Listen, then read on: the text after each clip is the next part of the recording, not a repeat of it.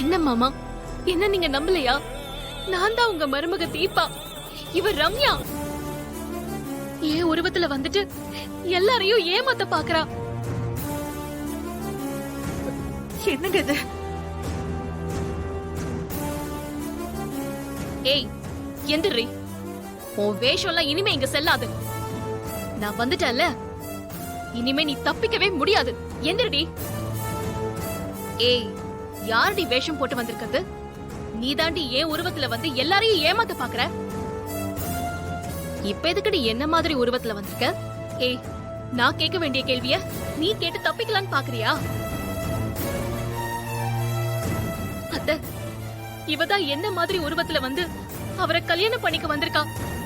ஐயோ அத்தை, இவதான் என்ன மாதிரி உருவத்துல வந்து இங்க இருக்கிற எல்லாரையுமே குழப்பி இந்த கல்யாணத்தை நிறுத்த வந்திருக்கா.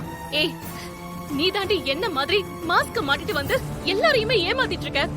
ஐயோ, நீங்க ரெண்டு பேரும் இப்படி மாறி மாறி பேசிட்டு இருந்தா நாங்க யார் உண்மையான தீபான்னு எப்படி தெரிஞ்சுக்கிறது? அத்தை, அவளை நம்பாதீங்க அத்தை. நான் தான் உங்க மருமக தீபா. தயவு செஞ்சு நம்புங்க அத்தை. அத்தை, நான் இங்கே தானே இருக்கேன். நீங்க என்ன பார்த்துட்டு தானே இருக்கீங்க. இவதான் வெளியே இருந்து வந்திருக்கான். எதுக்கு வந்து இப்படி நாடகம் ஆடுறானே தெரியல.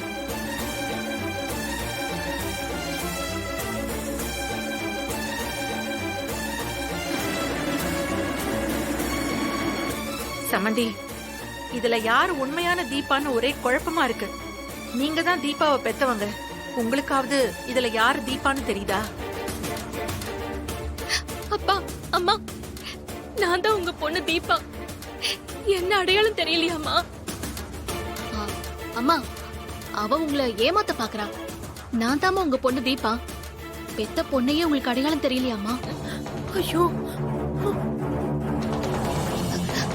அம்மா, எனக்கு கல்யாணம் ஆகாம தள்ளி போயிட்டே இருந்ததுனால கோவில்ல நிறைய பேருக்கு கால கழுவி வேண்டுதல் செஞ்சியே, ஞாபகம் இருக்காமா?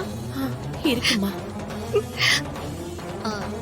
அம்மா, என் கல்யாணம் தள்ளி போயிட்டே இருந்ததுனால கீழ் திருப்பதியில இருந்து மேல் திருப்பதி வரைக்கும் நீ நடந்தே போய் அந்த ஏழுமலையான தரிசனம் பண்ணிட்டு வந்தியே, அது ஞாபகம் இருக்காமா?